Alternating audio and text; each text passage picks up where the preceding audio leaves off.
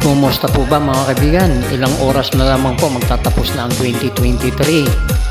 At muli, bago ang lahat, nais ko pong magpasalamat sa inyo sa patuloy niyo pong pagtangkilik sa aking YouTube channel. Maraming salamat po dun sa mga nag-subscribe, nag-like at saka mga nag-comment. Maraming salamat po from the bottom of my heart. Thank you very much mga kaibigan. Salamat sa pagsubaybay nyo, sa pagtangkilik nyo at sa panunod nyo. May the Lord bless you this coming 2024 mga kaibigan.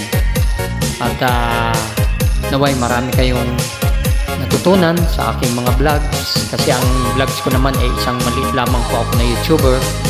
At the same time hindi pa naman ako monetize, pero okay lang po yun, kasi ang nais ko lang naman ay makapagbahagi sa inyo ng kaalaman ko sigun sa aking mga nalalaman. Kaya nagpapasalamat ako sa inyo at napasaya ko kayo at naaliw kahit papano makalimot ng panandalian sa ating mga pang-araw-araw na mga nararanasan ng mga suliranin, dahil hindi naman talaga tayo nawawalan yan, lahat tayo nagkakaroon yan. Subalit lagi niyong tandaan mga kaibigan, ang Panginoon ay hindi tumitingin sa laman ng bulsa, kung hindi ang nilalaman ng ating mga puso, yan ang kanyang tinitingnan mga kaibigan.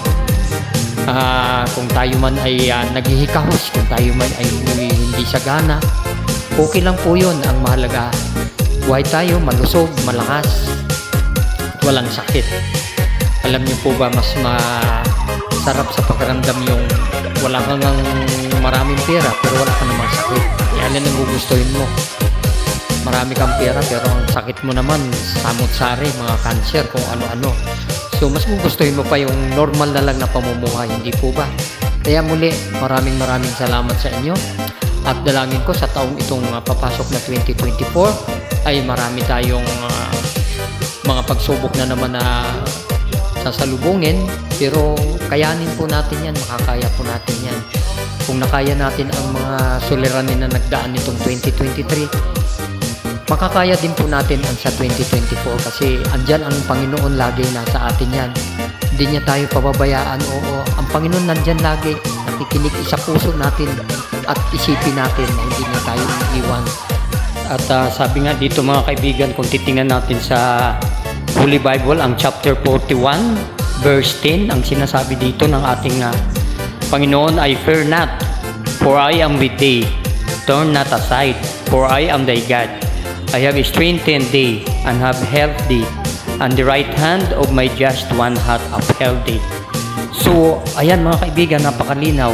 Ang sabi ng ating Panginoon, huwag tayong mangamba, huwag tayong matakot, dahil hindi niya tayo pababayaan, dahil nariyan sa atin mga kaibigan. Tutulungan niya tayo, dadamayan niya tayo, at itataas niya tayo sa pamamagitan ng kanyang kanang kamay mga kaibigan.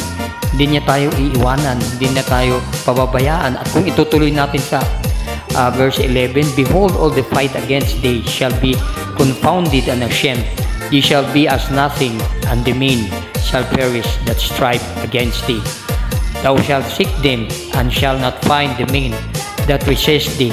They shall be as nothing, and as thing consumed the men that are war against thee." So, napakalinaw mga kaibigan, kaya hindi dapat tayo mangamba, hindi tayo dapat matakot, hindi tayo dapat mag-alala. Ano man mga pagsubok ang dumating sa ating buhay, yan po ay bahagi ng ating buhay, dahil dyan po tayo hinahasa ng ating Panginoon kung gaano tayo katibay, kung gaano tayo katatag. Muli, ang aking taos-pusong pagpapasalamat sa inyong lahat. Thank you very much. God bless and Happy New Year to each and every one of us.